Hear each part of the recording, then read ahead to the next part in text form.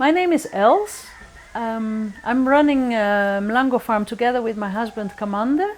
We came with a few suitcases 15 years ago, and I'm saying we're running this together, but we run this farm with many other people. We have 70 people working with us at Mlango Farm at the moment. We started with the two of us with an empty land, or the land is Kamande's family land, and nothing was happening here. So Kamande more and more started talking about, I want to go back to Kenya, I want to start doing something on the land, because it's such a pity that nobody is doing something with this land here. It's fertile, it's close to Nairobi, there's so many people who need jobs, and it's such a pity that nothing is happening there. And there was a house, but we had no idea what we were starting, because we were both quite city people. Where we were living in Amsterdam, that's where we met. Kamande grew up in Nairobi, but here in this area, this is village life. There's enough people who know how to put something in the ground and how to start growing something. Our big dream was just to start something here and to put people at work and to use the land. But what we were starting, we had no idea. And in the beginning, because we didn't have an income here, in the beginning I was going to the office in Nairobi every day to earn a living, and my husband started farming. And I said, well, but then you need to go to school first, you need to follow a course, you need to write a business plan, because what do you mean you're going to start farming? And he said, no, tomorrow we start, a bit like that. He said, no, we start tomorrow. We have people who are coming to dig, and I bought some seeds, and we're just going to start. Very small. We had one person in the beginning to help us with starting a farm. So we really started very small, learning by doing, bit by bit. Our first tryout was a few cabbages, and from there we cleared the bush, because it was all bush.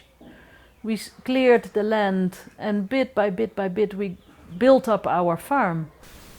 So, which we are quite proud of, 70 people having a job with us. And we do many different things. We welcome visitors for a day out. We're so lucky that we're close to Nairobi, so a lot of people come from Nairobi to enjoy a day of farm life with us, to learn about farming, to harvest their own vegetables.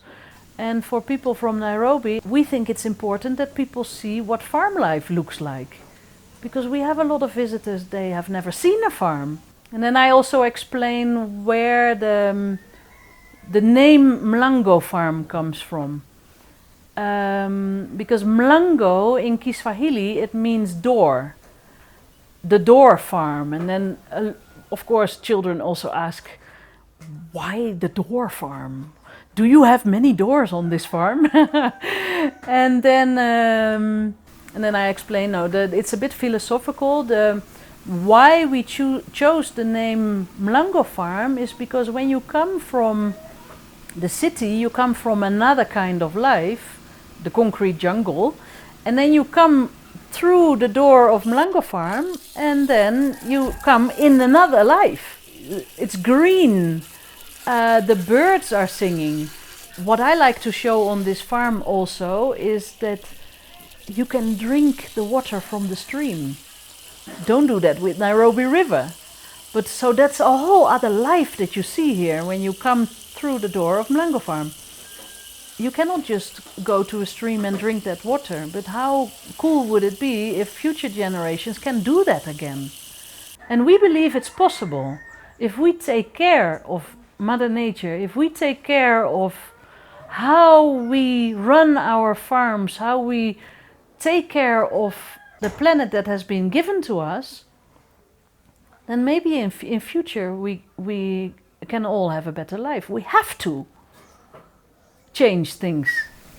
Our farms, we have to run the way we take care of the earth. We need to do a better job, otherwise we're doomed. And I don't want to talk about a doom scenario with visitors who are coming to the farm. I want to show them what is possible, or we want to. Everybody who works in this farm has this idea, or we're all very proud of what we're doing here at Mlango Farm. Like, look how cool it can be. So, for example, we have a warmery just to show our visitors, look, your soil needs to be alive. You're not going to kill it with chemicals, it needs to be alive. So that whole story of how we run our farm, how we welcome our visitors, how we talk about the environment, it's all connected if you understand where your food comes from. At the moment we're at around 150 households who get a share of our harvest every week, the vegetable basket. So we think it's very important for people to understand where does my food come from. And then those families who receive our baskets, they can also come to visit here with their children, so that the children also understand where the food comes from. And it's a farm share, so those customers, they help us to grow in a sustainable way. Because for a farmer, you want to be able to grow many different types of crops to keep your soil healthy, your farm healthy. And then with those customers, we are sure that whatever we harvest, we have a customer for it. It goes somewhere. It's not going to waste. Nothing goes to waste here, because we can share it with our customers. There's so much land, and for example, here in Kenya, there's so much land that is not being used. There's so many people who need to earn a living, who just need to work. And if you put that together, there's so much you can do if you just start. Often I speak to people and they say, we don't know where to start. How did you do it? And well, we just started. Just put people to work. As long as you're enthusiastic about, okay, we want to make this piece of earth a little better and we want to grow food for people. As long as you start somewhere and you continue to do everything every day, you'll get somewhere, but you need to start somewhere, and you need to have a vision that we're going to make this world a better place. Or this piece of land, like what we did with this piece of land that was not being used. Do something with it, make it better. And as long as you continue, and as long as you have enthusiasm and the drive to make it better, it will get better.